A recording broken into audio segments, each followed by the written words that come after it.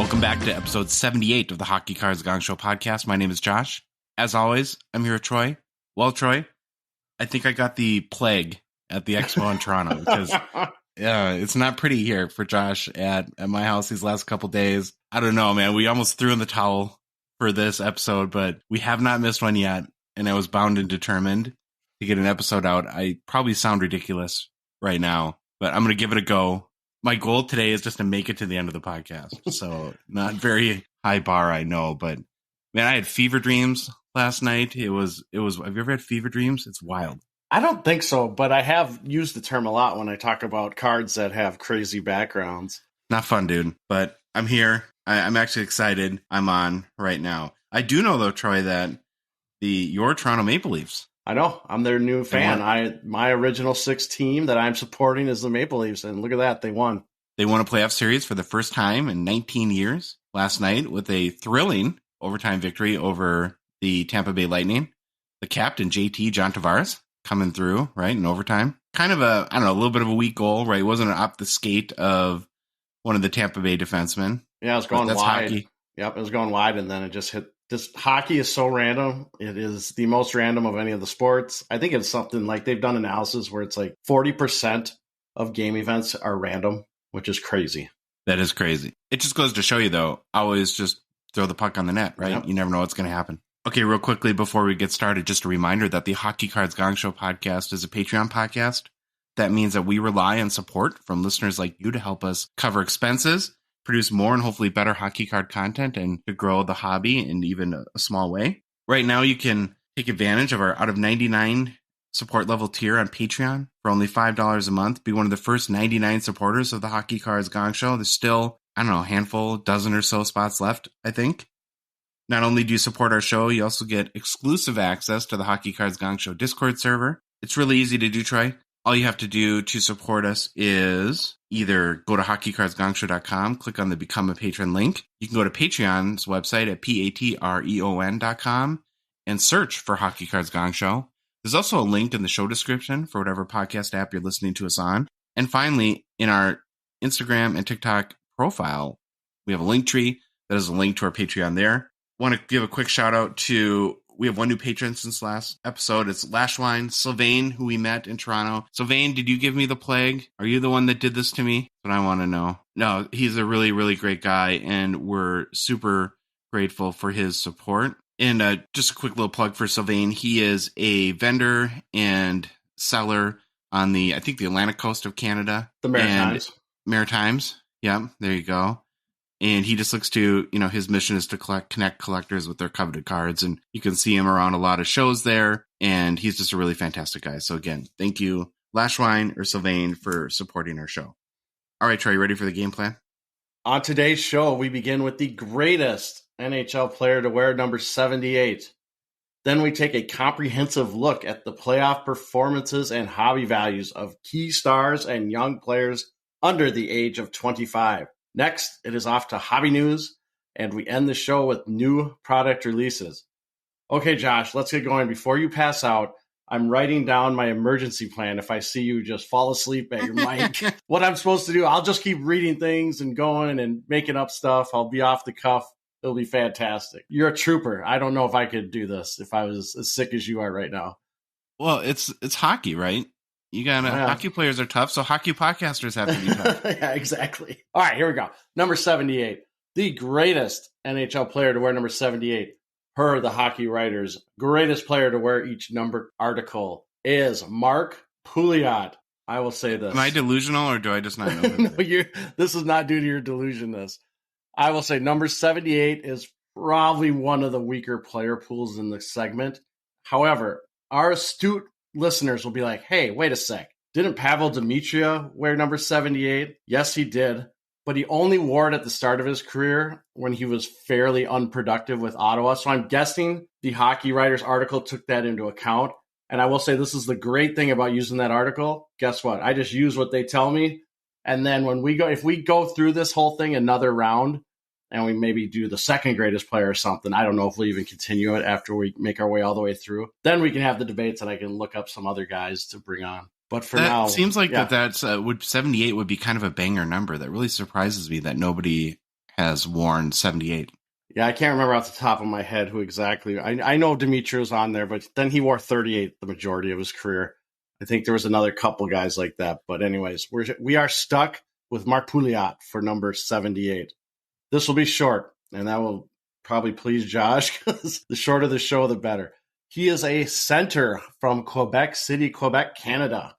Pouliot was the 22nd overall pick in the 2003 NHL entry draft by the Edmonton Oilers. It is safe to say that he was a draft bust. You will probably agree with me once you hear kind of the stat lines that we'll get to next. Pouliot played in 192 regular season games over a 7-season NHL career. Pouliot started his career playing 5 seasons with the Oilers. He played his 6th season with the Tampa Bay Lightning, and he finished his NHL career with a season with the Phoenix Coyotes. For his awards and accomplishments, it is nothing.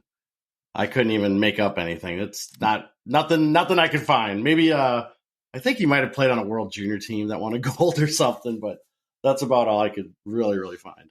You've accomplished nothing. Yeah, you've accomplished nothing and you like it. But his go ahead. Was he injured a lot? How do you only play 192 games over 7 years? Was he an AHL guy? AHL injuries. I think the most games in a season he played was 62, maybe something like that. Yeah, he was a regular back and forth. For his career, Pouliot had 21 goals, 36 assists for 57 points in the regular season. He made the playoffs in 1 of his 7 NHL seasons, compiling a stat line of 1 goal, 1 assist for 2 points in 8 playoff games played. Has he had a better career than Laffy? I knew it. I was going to say it, but I was going to stop right there and let you bring that hammer down. Oh, we give our boy Laffy some love and some hate. All right, best season of Pouliot for his career from a point standpoint was his 2008-09 season, where Pouliot had 8 goals and 12 assists for 20 points in 63 games played with the Edmonton Oilers. All right, what can we say? As previously mentioned, Pouliot will definitely go down as a draft bust. If you ever look up NHL draft bust list, he's usually either on there or an honorable mention, all that stuff. However, guess what? Sometimes things just don't work out. He did manage to play 192 regular season games over a 7-year career, which is more than I ever played. So I guess he's got that going for him. And I will say this, to his credit, Pouliot is still playing professional hockey. He is currently playing with Genevieve Servette HC of the Swiss National League. So he hasn't given up on the pro hockey dream yet. He's still playing, which is actually kind of cool to see. He's like 20 years into his professional career almost. Yeah. Yep, he's definitely living the dream over in Switzerland. I actually had a kind of a friend of a friend who played pro hockey over in Germany, and it's the life, man. They pay for your apartment, give you a car, you make good money. And now he's actually a GM of one of the pro hockey teams over in Germany. Fun facts, again, we don't have much, but his final season in the Quebec Major Junior Hockey League, Pouliot played on a line with Sidney Crosby. There you go. That's about all I got for fun facts. That's kind of cool. Maybe the fun fact will be his cards, though. There's a BGS stat in here that just blows my mind. His Young Guns card is a 2006-07 Upper Deck number 212. That's the Young Guns. It has a PSA 10 pop of 2 with a gem rate of 50%. So all you smart people will figure out that only 4 cards have ever been submitted to PSA of this Young Guns. Now here's where the story gets crazy. His BGS 9.5 is a pop of 8. However, check this out. The BGS 10 has a pop of 66. And I checked that thing 100 times. It might be an error, but that's what it shows. In fact, the gem rate of his card at BGS is 99%. So it's impressive. It is impressive. There was only one, I think, that was graded an 8, and the rest are all 9.5s or 10s. I really wish I knew someone at BGS that could look that up and see if that's right, because that is just a great little tidbit of hockey knowledge. I couldn't find any sales of these. The pops are so low. I went through Therapy, Card Ladder, couldn't find anything. Obviously, again, really interesting to read about this guy and do a little bio on him. But again, if you, like we said, if you want to be a greatest player to wear a number, look for these numbers that are kind of right for the pickings. So 78's up for grabs. Like I said, I would have assumed that there would have been a really good player at 78 because it doesn't seem like a bad number to me. I guess you never know. All right, Troy. Want to make a quick mention for Slab Sharks. Slab Sharks is a Gong Show partner and sponsor. We want to thank them for helping to make our show possible. As we mentioned, our last show right now is the biggest Slab Sharks eBay auction ever. So be sure to go to slabsharks.com to check it out. There are some huge, huge hockey cards in the auction, Troy. You messaged me yesterday, so you checked this out too, right? Yeah, and I'll say the one I messaged you because I doubt by the time it gets done I'll be able to afford it, but I'll bring it up anyways. But you go first, and then I'll say the one I saw. I just picked out 4 or 5 that I thought were pretty impressive. Well, first of all, there's a McDavid Future Watch Auto out of $9.99 BGS 9.510. You can never go wrong there. There's the Kaprizov, the Cup Black Rookie Auto 101, a Pavel Bure Monumental Patch from 2012 the Cup. And if that's not enough, another Monumental Patch from 2012 the Cup, this one for Marty Brodeur. And then also a 2021 Team Canada Juniors Connor Bedard Patch Auto out of 25. I could have listed like 80 cards. So It is just stacked this week. So, all right, what's your the one you messaged me about? Well, I was going to message Karn and ask him if this is the greatest card he has ever had, because it has to be. It's got to be right up there, maybe top 2. But it is the 2013 The Cup Monumental Patch Auto. All 3 of them for Pekka Rinne are up for auction. The Monumental Patches in that year, there was 3 of them, and they are all there for the bidding. And they will all go for a pretty good penny because they don't come up very often. Obviously, it's all 3, so whoever gets them can make the kind of Panthers logo. So it will be very cool to see how much those go for. I highly doubt it will be me. You never know. Here's the question you need to ask yourself. Do your kids really need to go to college? That's true. Because I'm guessing these will never come up again. This is going to be it. Some Pekka collector's going to get these, and that's it. These things are going in a collection. That's how I'm assuming it's going to happen. Like I said, go to slabsharks.com. You'll get a link to their eBay auction. You got to check it out. It's pretty amazing. And if you are a Canadian hockey card collector and are looking to sell some cards, get some cash, we'd recommend Slab Sharks for eBay consignment.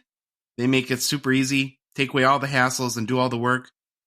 Plus, their weekly auctions are becoming a thing, like with this week's auction that's just stacked with cards. So hockey card collectors know there's going to be banger cards, so that you'll get lots of eyeballs on your auction and should help drive up the price of any cards that you're looking to sell. They also ship to the U.S., meaning you can easily sell on eBay with a much larger buying pool, not just Canada, but U.S. buyers as well. Head to slabsharks.com for complete information on their consignment services.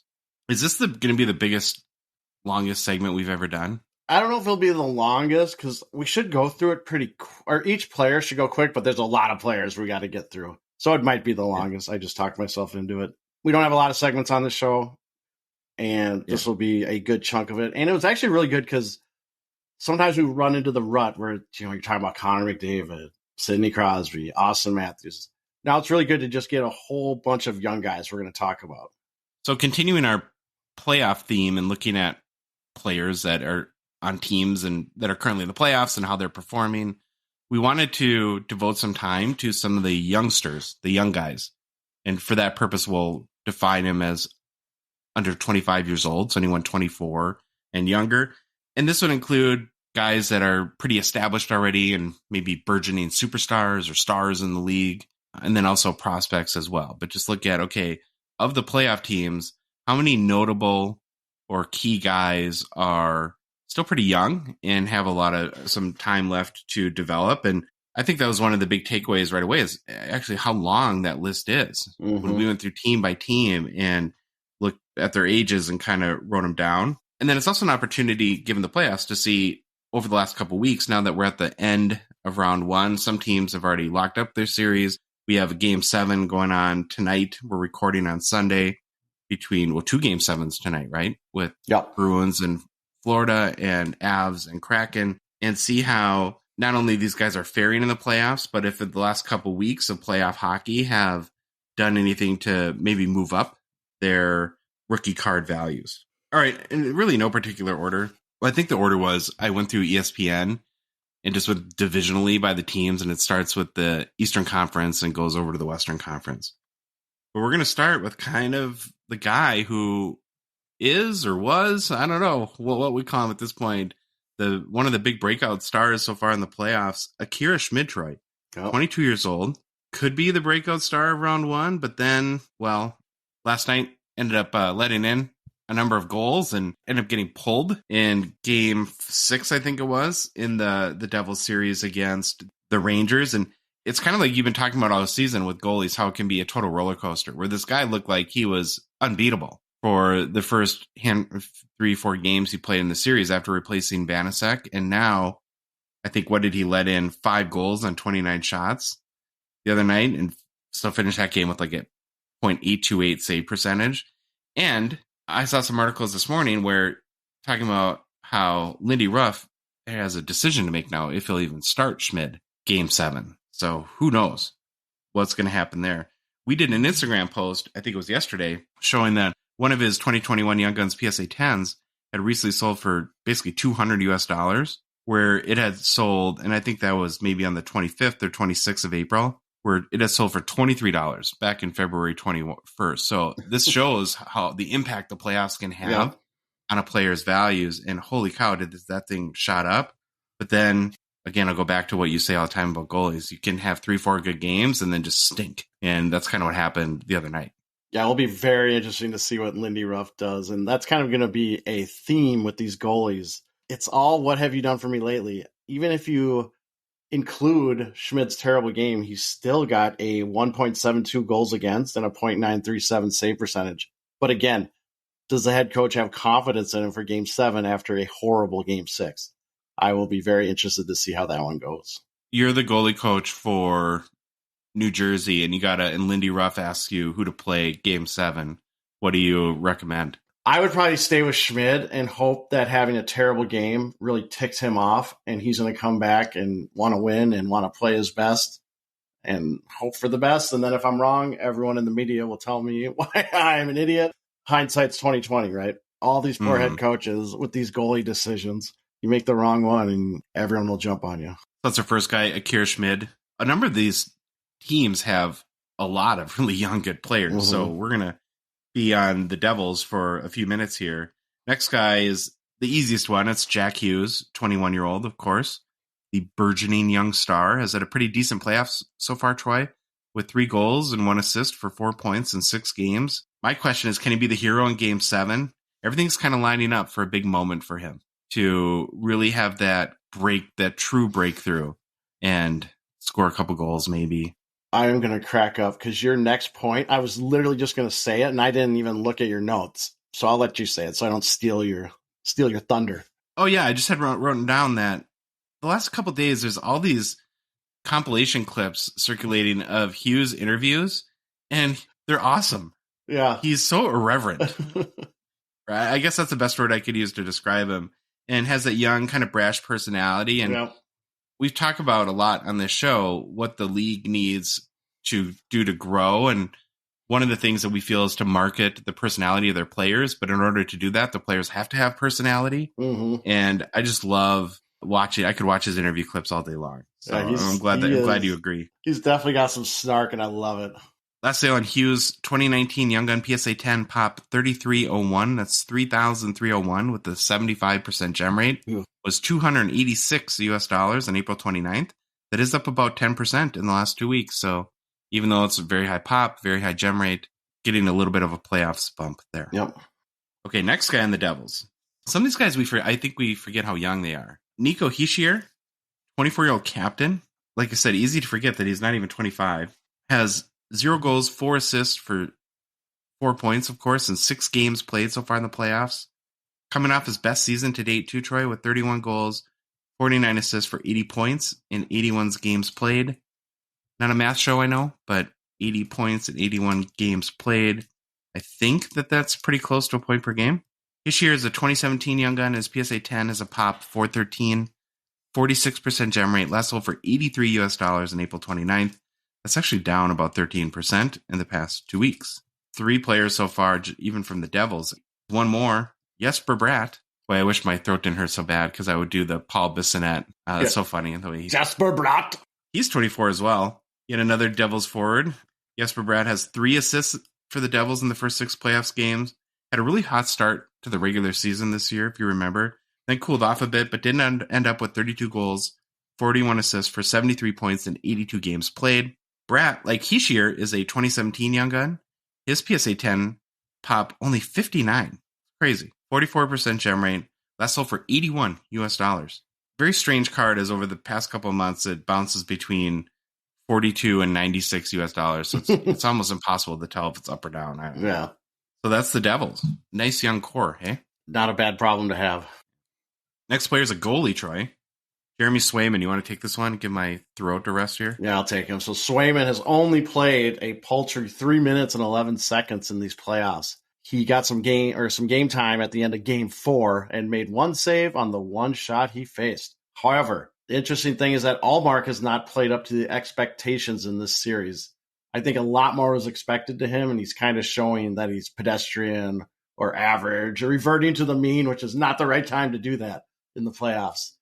And now we get to the fun part where people are calling for Swayman to start game 7 tonight against Florida. And I can't remember if I saw it. Did they post the rosters yet? Because I think he is starting.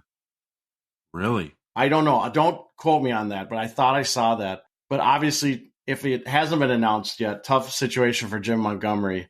But in interviews, that's the head coach of the Bruins. I didn't say that. In interviews, he has not ruled out switching goalies. So it'll be very interesting to see what happens. So obviously Swayman with barely any playing time in the playoffs. If you look at his card values, he's a 2021-22 Young Guns. The PSA 10 has a pop of 460 with a gem rate of 34%. During the playoffs, this card has went anywhere from $70 to $100. However, a lot of listeners will probably remember at the beginning of the season, this was a card that was going for around the $150 US range. So it's definitely taken a dip with the rise of Allmark affecting his playing time. Now, what happens if Swayman starts tonight, wins, and now they have to run with Swayman for the rest of the playoffs, or who knows what's going to happen. What do you do in this situation? Allmark just hasn't been it. He hasn't been the answer. I don't think it. I mean, I know Florida is a very tough matchup for Boston, but you need your goalie. I mean, you can't have him doing this. Like, even the bad pass that got put in for a goal, there's just little things with his game. He's not looking right. So I guess maybe I ride Swayman and try to see what we can do. And I don't know, though, but if you lose this with Swayman, you're never going to hear the end of it. But set the record for wins. Is it wins and points in an NHL season? And then, yeah, it's pretty crazy. Okay, since we're recording this before the game, let's give our predictions. Who do you think wins Game 7, Boston and Florida? I'm going Boston because it's in Boston, but that means nothing now because if you've looked at the stats, away teams are winning a ton of games. I would love to look at betting people that have bet the away every game and see if they're making money. Well, I'll go with Florida, so one of us will be right. All right, there you go. Next guy we want to cover is on the Panthers. It's Anton Lundell, who's 21. He had a little bit of hobby steam when his Young Guns came out in Series 2 last year, if you remember. He had a pretty quiet year this year with only 12 goals, 21 assists for 33 points in 73 games played in the regular season. In the playoffs, he does have 2 assists in 6 games played. Last sale on Lundell's 2021 Young Gun PSA 10 popped 438 with a 58% gem rate was $45 US on April 20th. Prior sale to that was $38 on April 5th, so just not a lot of sales volume on Lundell, but he's the one kind of young prospect on the Panthers. All right, the next one's exciting, Troy. Go for us. Our guy, Matthew Knies, the 20-year-old, fresh from the Minnesota Gophers, has made a pretty big impact for the Leafs in his brief NHL career. I think he only had 3 regular season games before the playoffs started, something like that. But he does have 3 assists in 5 games played in this postseason. And you added a note here. He's actually tied for the lead for points by a rookie in the playoffs so far with 3. Yep. Tied with Nick Perbix from Tampa Bay. Not a fantastic showing for rookies so far. Huh? No, what's that tell us? And again, it's the first round, so don't look too much into it. A lot of stuff can happen, but the first round, the rookies that are in the playoffs, not producing a whole bunch of points. Some points, but not a whole bunch of points. Did you watch Game 7 between the Leafs and Lightning? I did. I loved that goal that Austin Matthews scored. That was so awesome. It was just so chaotic. And you see Matthews just kind of, at times you think he's not skating, but he's actually being really smart. And he's just kind of hiding, goes over to that circle. And all of a sudden here comes the pass and bam, right in. That was awesome. You must have noticed then that when John Tavares scored the overtime winner, that Matthew Knies not only was on the ice, got the assist on the goal. That's pretty awesome for our beloved Minnesota Gopher. Hobie Baker, finalist. Not many hobby cards, of course, or hockey cards for Nyes yet. But, Troy, could he be a Series 1 Young Gun for 2023-24? Could be. Could be. I kind of think he would be a chase at this point, too, don't you? I think he will be in Series 1. But, again, we don't have too much insight in how all those decisions are made. But I would hope he's in Series 1. When do you think Upper Deck is going to let us make the checklist for all the flagship products? I don't know. I don't know when they're going to call us and be like, all right, here's the deal, guys. You make the checklist. Series 1, Series 2 extended. You tell us what Young Guns go where. Boom, we're in. Troy would have a Pekka Rinne Young Guns every year. As much as they explained to you, he's retired. Next guy we're going to talk about is jumping over to the Carolina Hurricanes. Seth Jarvis, 21-year-old, Canes forward, had what I would call a little bit of a disappointing regular season. Actually took a small step backwards in his production from 2021. He's another guy that had some steam, had a little bit of hobby steam last year. In 2022, Troy, he had 14 goals, 25 assists for 39 points in 82 games played, which was less goals and total points from the year before where he played 68 games. So he played less games the year before, had more points. Not great. He has had a little bit of an impact so far in the Hurricanes' round 1 series win over the Islanders. He did tally 2 goals, 2 assists for 4 points in 6 games played. See if he can keep it rolling for round 2. Jarvis is a 2021 Young Guns and his PSA 10, Troy, popped 205 with a 63% gem rate, last sold for $103 on April 23rd. It's almost doubled since March. Wow. I do want to mention, too, since we're talking about the Hurricanes, Andreas Svechnikov, he is 23 years old. Of course, was injured, I think, ACL or something like that, a month and a half or so ago, and not available for the playoffs, but he is a young, up-and-coming star for the Hurricanes. And then the last guy in the Kings is Pyotr Kochetkov, and I think you did the little bit of write-up on him, Troy. I just say Kochetkov because I don't have to say Pyotr. So Kochetkov has not played at all so far in the playoffs, as the Hurricanes have went with Antti Ranta for 5 games and Frederik Andersen getting 1 game so far. However, if you read anything about the Hurricanes, the prevailing thought is Kochetkov is the future goalie for them. In fact, he's the only one of those 3 goalies I mentioned that is guaranteed to be playing for Carolina next year, as Ranta and Anderson have expiring contracts. On the season, Kochetkov had a record of 12 wins, 7 losses, 5 overtime losses with a 2.44 goals against and a .909 save percentage, with 4 shutouts in 23 games started. In fact, his 4 shutouts put him only 2 shutouts behind league leader Ilya Sorokin, who started 60 games. So I thought that was a very interesting little data point. Again, he hasn't played at all in the playoffs. Good. I couldn't even find if he's on the official roster. He's got to be, right? Just as he's got to be on the official roster, even though he hasn't played. He'd be played. the third goalie, I assume. Because everything leading up to it, if you read the Carolina beat writers, it's like, here's the case for Antti Ranta. Here's the case for Frederik Andersen. Here's the case for Kochetkov. So it'll be interesting to see what happens with Carolina. And they're my Stanley Cup pick from the beginning of the season. It seems like Brendan Moore is going to go with the veterans at this point. And then I hadn't thought of this until you brought up the whole shutout thing. A shutout this year in hockey seems like a major accomplishment. It is. How many goals have been scored? League leading shutouts is 6. That seems low. I didn't look at past years. Maybe that's right on average, but 6 for the leader seems very low.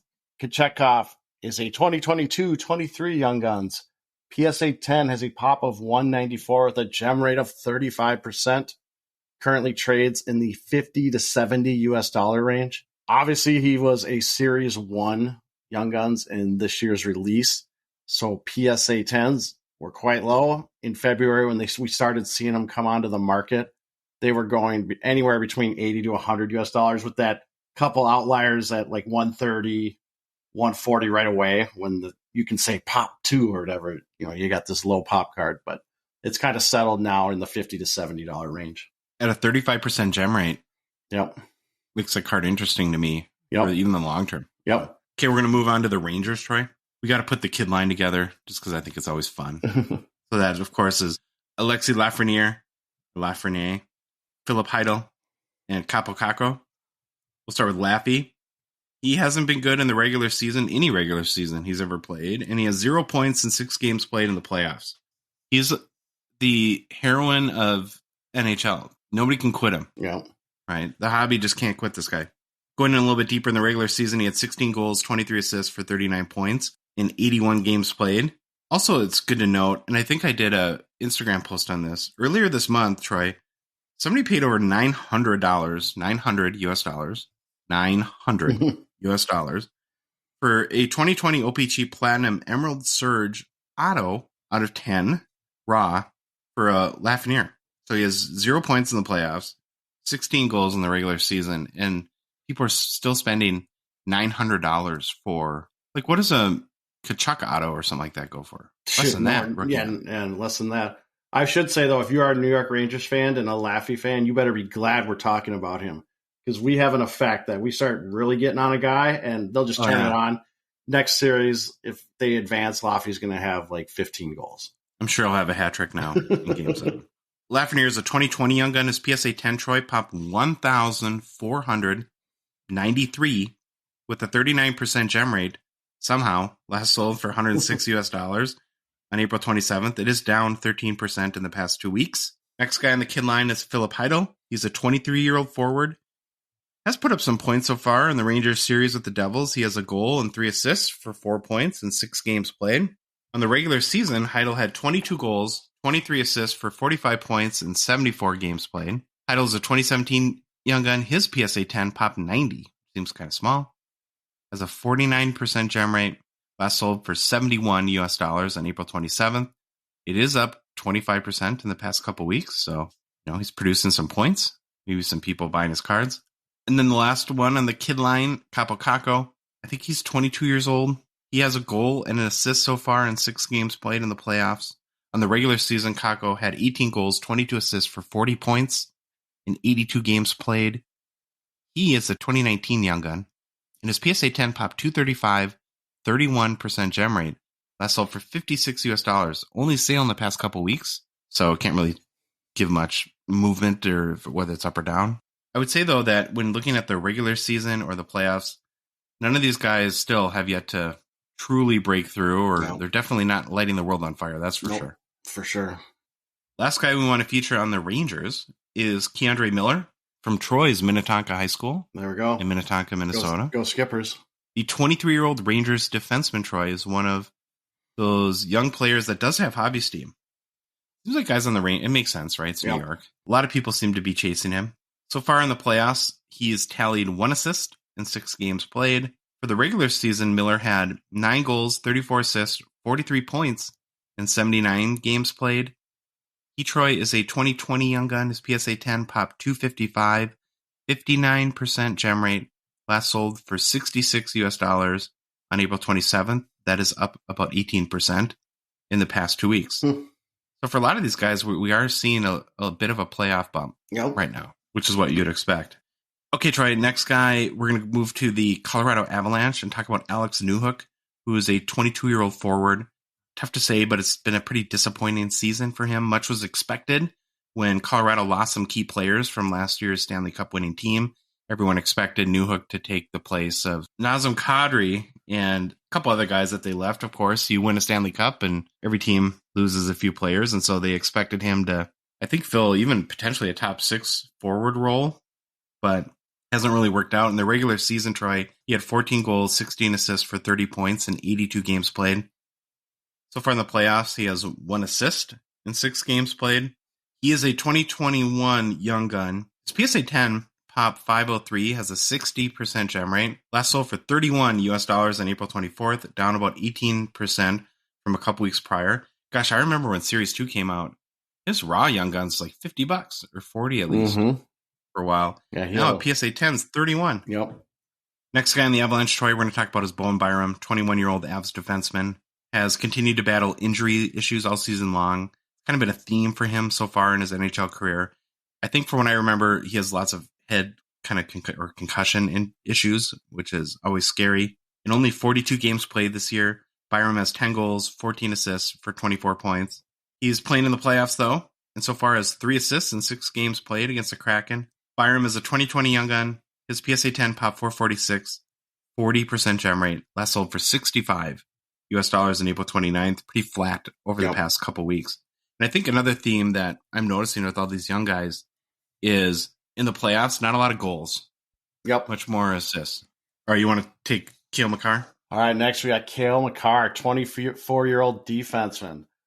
So since Makar has already achieved mythic status, it's still hard to really believe he's only 24 years old. And I actually forget that too. I feel like he's so much older. But no, he's not. He's 24. He's a young pup. He kind of limped into the playoffs this year with some injury issues. Then he went all thug life and got a suspension for a game. So it hasn't been quite the fairy tale season it was last year for Makar when every single news story was positive or this guy's the next Bobby Orr. So a little more tame entering this postseason. Makar still performed pretty well, though. So far in the playoffs, he has 1 goal, 4 assists for 5 points in 5 games played. His production fell this year, though, due largely to injury and games missed. During the regular season, he had 17 goals, 49 assists for 66 points in 60 games played. Still not that bad to have a defenseman on your team that has a greater than 1 point per game average. So I will take that any day. No. He can come to the Wild. We'll take him, and it would be fantastic. Makar is a 2019 Young Guns, and his PSA 10 pop is 2,035 with a 64% gem rate. Last sold for $561 on April 28th. This puts it up about 2% in the past 2 weeks. Gosh, think how much like hype drives price though. Yeah, $500. Yep. We're gonna switch to the Dallas Stars now, Troy. We'll have to start with Jason Robertson, 23 years old. Hard to argue that Robertson isn't maybe the best of the bunch when looking at young players in this year's playoffs. Okay, Troy. So you're starting a team today. Who are you taking first? We just talked about Cale Makar. So is it Cale Makar or J-Rob? Are you putting on your team first? I want to go J-Rob. I need some goals. Makar's injuries, you never know if that's going to start to become a trend. So I'm going J-Rob. I want the goals. I think I would pick J-Rob too. Very strong round 1, unfortunately for us Wild fans. 2 goals, 5 assists for 7 points in 6 games played. Of course, this was coming off a franchise record-breaking season where the young star had 46 goals, 63 assists for 109 points. Seems like Robertson is on the superstar path, and he's also, as well, you'll see as we go through a ton of young Dallas Stars players here, he's on a very good young star-laden team that always helps. Robertson is a 2020 Young Gun. His PSA 10 pop 946, has a 39% gem rate. Last sold for $225 on April 27th, down 14% in the past 2 weeks. So again, doing the Makar comparison and the Young Gun value, he has a really low gem rate, like what, 225 compared to 560. Mm-hmm. We're not a buy-sell advice show, but I don't know. I think if I was a Young Gun collector investor, that Robertson Young Gun, a little bit interesting to me, I would say. Yeah. All right, next we got Jake Ottinger, 24-year-old goalie for the Dallas Stars. I personally believe Ottinger is really turning into something special. I know it's a small body of work for his playoff performances, but it comes to the playoffs, and this guy is ready to play. He's ready to play in the regular season, but he really is ready to play during the playoffs. Even last year, with the Stars' first-round exit, none of that can be placed on Ottinger. He went 3 wins, 4 losses with a 1.81 goals against average and a .954 save percentage with 1 shutout. Now compare that to this year against the Wild in the first round. Ottinger had 4 wins, 3 losses with a 2.01 goals against average and a .929 save percentage with 1 shutout. Ottinger came up huge in Game 4 and 5 when Dallas needed him. Ottinger, I would argue, was one of the best, if not the best player in the series. Yes, the Wild beat him a couple times, but he played fantastic. And again, he's from Farmington and then left and went to Lakeville. I'm going to throw that in. All right, he's a 2020 Young Guns. His PSA 10 has a pop of 766. Gem rate is 52%. I already know this pricing. Start of the playoffs, card went for right around $100. It seems to just sit there at that $100 point for a long time. And then in the last couple of days, though, sales have gone anywhere from $90 to around $130. So we're seeing some spikes here and there. We'll see what happens if they keep performing well. But if Dallas can try to make a run and Ottinger still plays well, that card could definitely see a bump. 766, that's a big pop count for a 2020 goalie. That surprises me a little Plus a gem rate over 50%. So it's just it's like right on that cusp. You're like, I don't know. This next young Dallas player really impressed me during the series with the Wild. Yeah. And I hadn't watched him too much, but it's Miro Heiskanen, who's 23 years old. Like I said, he was super good in the round 1 series against the Wild. Had 6 assists in his first 6 playoff games played. The 23-year-old Stars defenseman had a breakout year too. I hadn't realized how many points he had. It was by far his best season with 11 goals, 62 assists for 73 points in 79 games played. Right, another nice young piece in a Dallas core that should have them be pretty competitive for years to come if you think, gosh, all these young guys. Heiskanen is a 2018 young gun. His PSA 10 popped 952. That's another pop count that surprised me a little bit. Yeah, that really surprises me. It does have a 77% gem rate, so that's part of it. Last sold for $68 on April 28th. It is up about 11% in the past couple weeks, which, again, doesn't surprise me given how well he played against the Wild. When we get a soundboard, I need to create something for the assist machines. So we're going to read off his stat line, and I'm going to hit this button. It's like, assist machine. Like it. Last guy in Dallas we want to talk about is the youngest guy. I think the youngest guy in all of them that we're featuring today, Wyatt Johnston, 19 years old. He was able to notch a couple points in the round 1 versus the Wild with a goal and an assist. During the regular season, he scored an impressive 24 goals. Not bad, again, for a 19-year-old. And added 17 assists for 41 points in 82 games played. He is a 2022 Series 2 young gun, which just came out, about a month ago or so? So not good PSA data there. Raw, it's selling in the $25, $30 US range. Just about the same as it was a couple weeks ago. All right, Troy. Our team, our boys. We're going to start with Matt Boldy, 22 years old. We have to be blunt. Boldy struggled during the series with Dallas and only mustered 3 assists for 3 points. I think not having Eriksson Ek in the series hurt the Wild immensely and put even more pressure on Boldy to produce. As we saw during the series, Boldy just didn't step up when needed. I think for the Wild to succeed in the future, they are definitely going to need Boldy to produce more in the playoffs and build off his good regular season he had this season.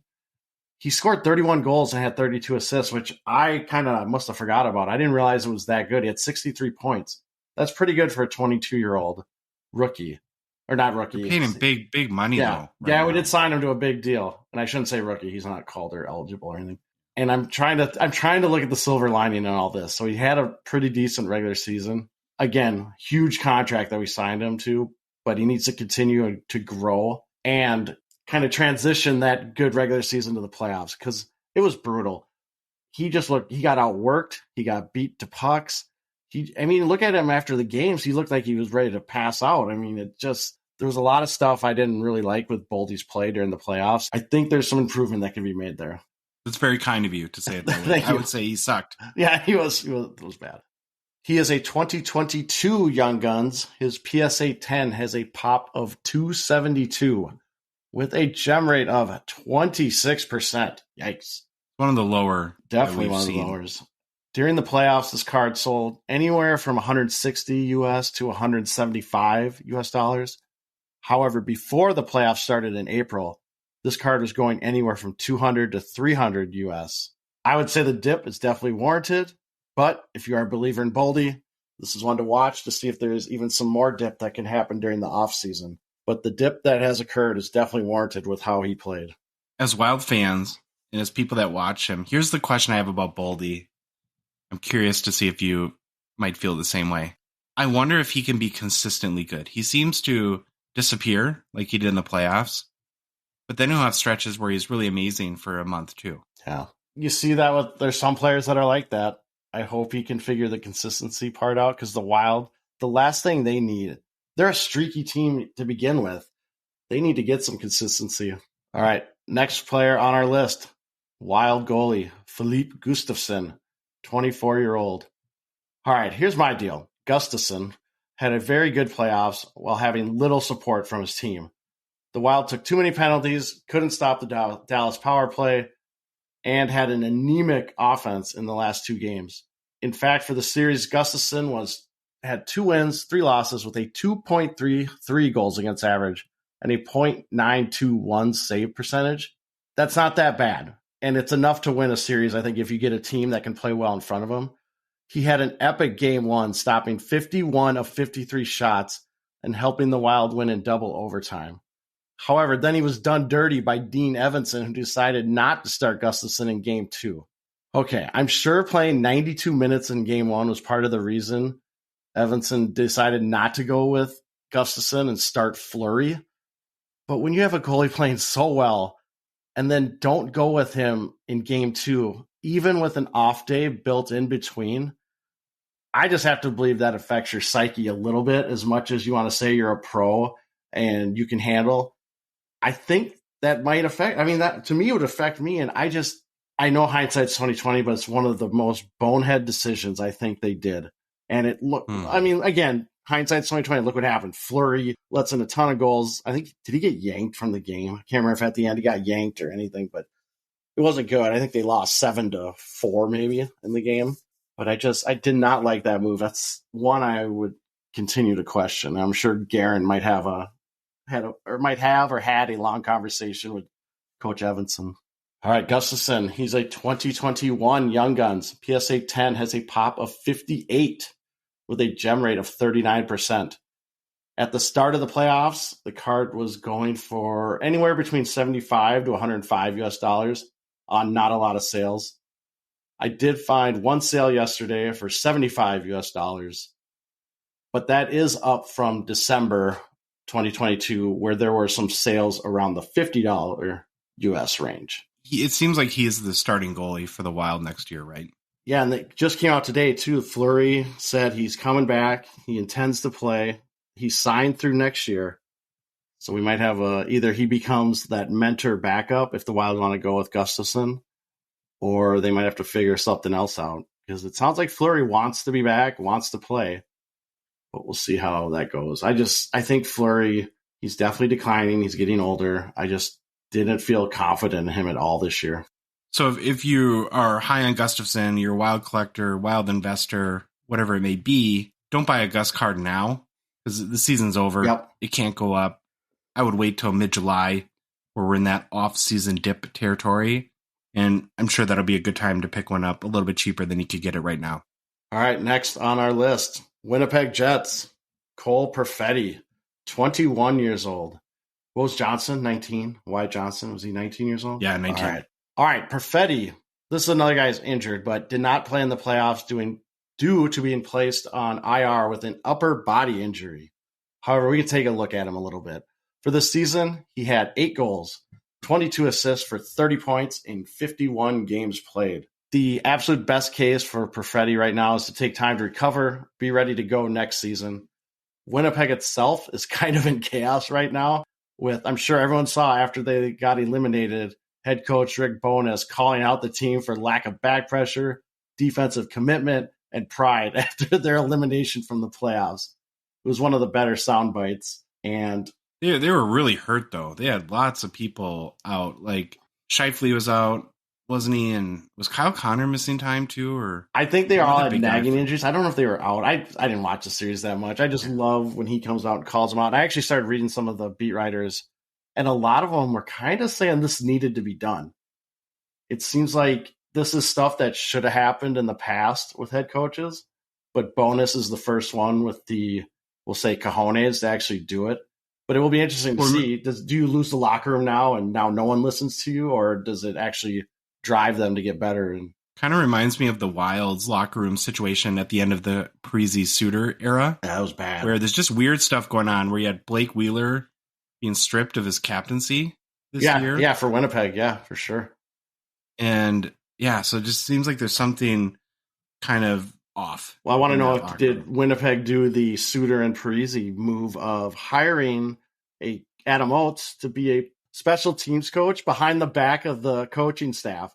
And they went and worked with Adam Oates separately from the coaching staff. There's a whole bunch of stuff that was happening with Parise and Suter. It was weird. All right, Perfetti, he's a 2021 Young Guns. PSA 10 has a pop of 684 with a gem rate of 59%.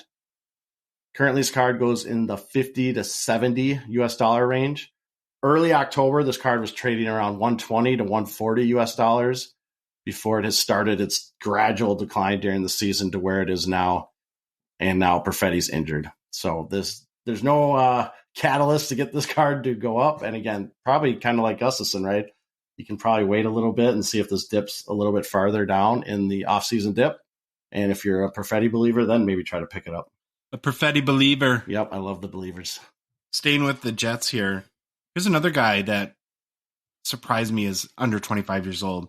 Pierre-Luc Dubois, 24. 24-year-old Jets forward had 2 goals and 2 assists for 4 points in 5 games in their first-round loss to the Vegas Golden Knights. Dubois did finish the 2022-23 regular season with the highest point total of his career, 27 goals, 36 assists for 63 points in 73 games played. It was actually the 27 goals is one off his career high. He did have 28 goals the year prior. Dubois is a 2017 young gun. His PSA 10 popped 376, 49% gem rate. Last sold for $100 on April 15th. No sales in the past 2 weeks. Next, Quentin Byfield from the LA Kings, 20 years old. Obviously, Byfield did not have the season a lot of people hoped for. In the regular season, he had 3 goals, 19 assists for 22 points in 53 games played. He also spent some time in the AHL, but most of that was Byfield needed to get in NHL shape as he was coming off an injury and illnesses. In the playoffs, Byfield had 1 goal, 3 assists for 4 points in 6 games played. I think from reading the tea leaves, reading quotes by LA Kings organizations, the Kings definitely wanted more from Byfield in the playoffs. And when head coach Todd McClellan was asked straight up, does Byfield need to start scoring more goals? His answer was just a simple, yep. And that's all he said. So I don't think you can get more simple than that he needs to score. But then he goes on to kind of not walk it back, but give some accolades and stuff they're seeing. At times during these playoffs, Byfield, I thought, looked good. But other times he just does not look good, which part of me can chalk up to being 20 years old. And there's a lot you still got to learn. However, being the number 2 overall draft pick 3 years ago and being drafted ahead of Tim Stützle, I think there is some anxiety starting to produce in the LA Kings organization. I will say this, and I'm not trying to profess I'm a hockey mind. Byfield is one of those guys. I watched him play a lot of World Juniors during that tournament, and I was just never that impressed with him. I always thought he was slow, disinterested. Just something about him didn't click with me, and at times it did show during the playoffs where I think he can get tired real quick. It's like sometimes it's like his body's too big for I don't know. It's like he's still growing into his body. Now, I hope he does become a great player, but there's some things that would worry me if I'm the Kings and Byfield. Byfield is a 2021 Young Guns. PSA 10 has a pop of 1,093 with a gem rate of 69% during the playoffs. That's a huge pop. Huge pop count. And I won't say huge, but a very high gem rate. During the playoffs, this card traded fairly regularly around the $45 to $60 range. However, at the beginning of the season, when hype is big, this card was going anywhere for $110 to $140. Okay, sticking with the Kings, we want to talk about the next guy, Gabe Vilardi, 23-year-old Kings forward. Has had a little bit of an up-and-down season, Troy. Did have a strong playoff series, though, against the Oilers, where he had 2 goals, 2 assists for 4 points in 5 games played. On the season, he had 23 goals, 18 assists for 41 points in 63 games played. He had just a scorching start to the year, if you recall. Injuries have really stunted his development over the course of his young career, though. He is a 2020 Young Gun. His PSA 10 popped 243, 45% gem rate. Last sold for $35 on April 25th. It was the only sale in the past 2 weeks. So interesting. Man, some of these cards are getting almost to the yep, like the cost of grading. Yeah.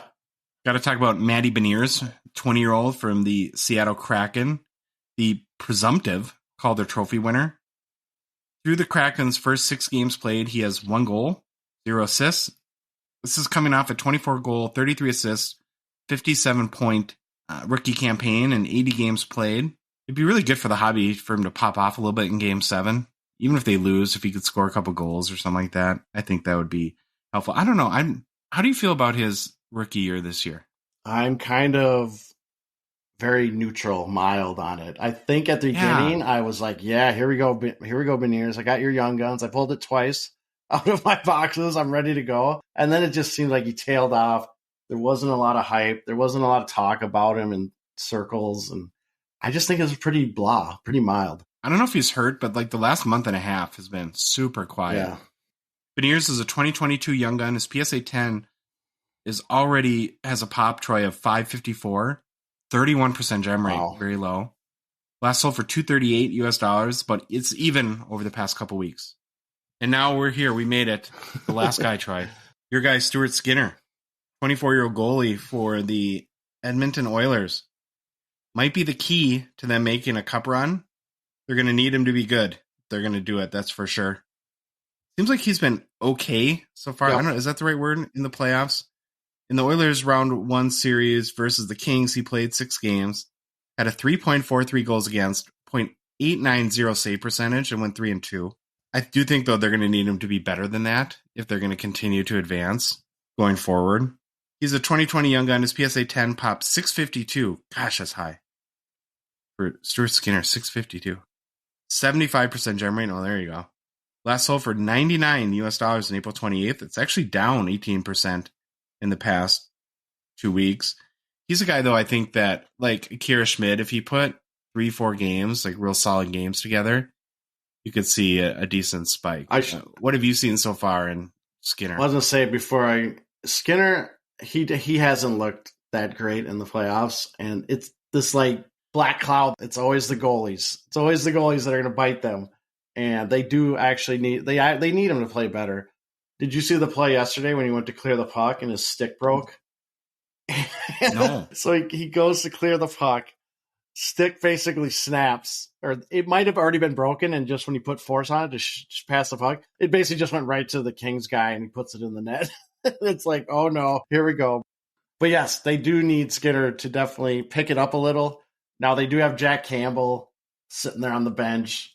He was the presumptive starter at the beginning of the year, but Skinner kind of took that over. So I guess if they need be, they can try to put in Jack Campbell and see how that works. But I would probably hope that Skinner can up his game a little bit for round 2 here.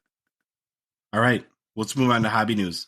So I've been searching for and did find some information on NHL playoffs TV ratings, particularly here in the U.S., where I know you and I are very keen on measuring the growth of hockey here, especially as we think there's a better opportunity in the U.S. than particularly in Canada. And I did find a bunch of stuff on ESPN. So ESPN reported that the opening round series games averaged 672,000 viewers. And compared to last year, that's a 17% increase. I don't have much context on the overall amount of viewers, but it's the percentages that I think to me are more interesting. ESPN did air game 1 of Boston versus Florida, and it set a record high of 1.1 million average viewers with a peak of 1.3 million. That's a lot. Through the first 18 playoff games aired on ABC, ESPN, ESPN2, they're averaging 745,000 total viewers, which is up 15% from last year. I couldn't find any ratings for TNT, Troy, but I guess, I don't know. It's kind of a quick hitter, but the ESPN data, good news, I think, for growth of hockey in the U.S. Well, it kind of makes to see the numbers up. And it kind of makes sense because these first round games have been great. There's been no sweeps. It's been really good hockey. I have always said if you want to get someone to be a fan of an NHL or of the NHL or an NHL team, let them watch a playoff game. It's a whole different atmosphere. It is craziness the whole time. It is so high energy that if they watch it, they will be a fan. I guarantee it. The Ken Golden Netflix show is out. Did you check it? I absolutely refuse to watch this show. I feel like it's going to be a big infomercial for Golden. I'm sure they try to make it look like it's unbiased and all this behind the scenes stuff, but I'll eventually. No, it's so biased. Oh, is it? Okay, then I won't watch it. I mean, maybe I will watch it, but I know what I'm getting into when I put this thing on. It's going to be Ken Golden telling me about how great he is. What's he got? I got 10 acres and whatever he said on that one when he kind of had a melt. I'll get to that. Okay. So it's called The King of Collectibles, The Golden Touch. A little bit of an ego there, Ken. Geez. It released on Friday, 6 episodes. It was actually done very well. A lot of big-time people involved in this. So Peyton Manning, executive producer. I think the Pawn Stars, like directors or showrunners, were involved too. it's not just cards. It's a lot of collectibles ranging from a lot of like game used jerseys to music memorabilia, stuff like that, where it almost has like a Pawn Stars kind of feel where they kind of get items, they figure out what they're worth. But then unlike Pawn Stars, it kind of takes it through the auction to ultimately what these products sold for. The part though that gets me is it's so egomaniacal. And he kind of admits it too. Like he says he's driven by ego. Mm-hmm. Like there's and you never know how scripted these are. He goes down to somewhere and gets a whole bunch of like awesome NBA game used jerseys. And then one of his like staff members says, wow, how did you get all these? And like his answer is, well, I'm Ken Golden. Yeah, of course. He's definitely very high on himself. But again, it was pretty good. And I think the hope here, of course, by everyone is kind of to have that Last Dance effect. Right? When The Last Dance came out, it had a huge effect on the basketball card market. Then you had the F1 Netflix series, docuseries that really helped propel, I think, the F1 trading card world. And, you know, the question is, will this generate interest in collectibles from people that maybe aren't in the hobby today? And then in our hobby, hockey cards, maybe bring some people in. I have been checking just out of curiosity. You know how like Netflix does the top like 10 TV shows? What's being watched today, what's being watched in the US right now or whatever. I think today it's number 9. Okay. Yeah, it's still. So it's not like completely blowing up where it's number 1, but it is on the top 10 list. So that's probably a good thing there too. Okay, this last story in hobby news, I still don't know. And I called you yesterday and I made sure that you did your homework. I saw the TikTok. Is that the same thing? He did both TikTok okay, so I'm guessing I know what's going on. Instagram. So Evan Mathis was a football player in the NFL for, I think, 12 years. He was a guard playing on the O-line. And then in retirement, got really into sports card dealing. And I think became pretty well known in the sports card world in 2019 for selling a 1952 Topps Mickey Mantle rookie, a PSA 9, by Heritage for like $2.88 million, which at the time, Troy, was the second highest selling sports card ever. And I don't know, again, I'm still confused as to why, but so in the last few days, he took time to make a video about how to trim vintage cards, like a step-by-step guide that you can find on TikTok or Instagram. It was a very well done guide. I'll give him that. Yeah, again, to me, it's like, what's the motive? Yeah. And then where it gets weirder is like in the comments. So on Instagram, Troy, he tags Nat Turner in the comments. Nat Turner, of course, is the CEO of Collectors Universe. Collectors Universe, I think is what they're called. Which owns PSA. And I'm just going to read his tag on Nat Turner. So it's CC:@Nat Turner cards. This I show all of your vintage cards got high grades. DIY using these techniques. So very poor English, but he's basically saying this is how I got high grades from PSA on all my vintage cards. And I guess in another reply to a comment, he even insinuated that the 52 Topps Mantle PSA 10 that again sold for almost $3 million was trimmed. Which is crazy. And I can't for the life of me figure out why he's doing this. He seems like so combative with people. It's like he's losing it a little bit, I feel like. Very, very odd. But, and so outside of this case, which could be sad or strange, however you want to put it, it does kind of make you think about how big of an issue this actually is in vintage cards. And are these grading companies really not catching a lot of trim cards? I'm guessing it's a bigger issue than we'll ever know. I don't know how you catch them. I'm sure you could takeaways from watching this video, but he shows like he measures the card and it's like, what was it? A little bit bigger than what it should be. So he shows like where he can trim it and he goes through that. It's really well done. I don't agree with it one bit. To me, it's crazy. And we'll see if he's on. I know in the TikTok first comment was like sports card nonsense. And they reached out immediately, like, can you come on our Monday show? And we'll see if he comes on and talks more about it. But like you said, what would drive you to come out and say this information? Especially if you insinuate or kind of hint that mantle was trimmed, whoever bought that's going to go right back and sue you. I don't know if there's a statute of limitations on it. I don't know when it was sold. But this could get really ugly really quick. And then I was thinking, too, does that mean every card he submitted, vintage, is just going to be delisted from PSA's database? I don't know. I don't know what happens with this kind of stuff. It'll be very interesting to watch.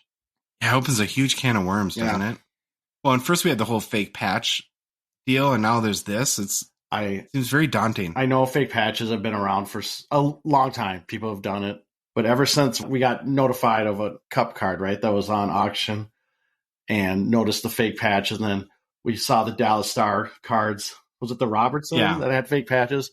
Robertson and maybe a couple Ottingers too, I think. Yeah, I'm glad I know about it, but it's like I can't even look at a patch card and not immediately go into my head like, oh God, that's going to be fake, isn't it? Because it looks so cool.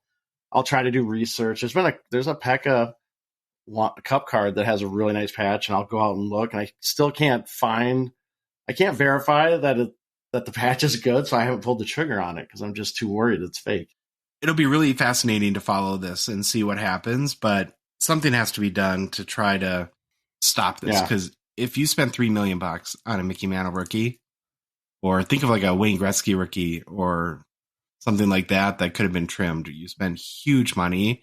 How just a kick in the stomach it would feel like at this point to now question whether that car is really authentic. Yeah, in its authentic state. Yeah, and this is where I think this is an area, I don't know for sure, and this isn't a plug or anything, but I wonder if this is something that tag with the way they do things and the imaging they do. Can they catch this? I have no clue. I don't know. I'm just trying to think. I know PSA, we know they grade eyes, right? Manually. Someone looks at the card.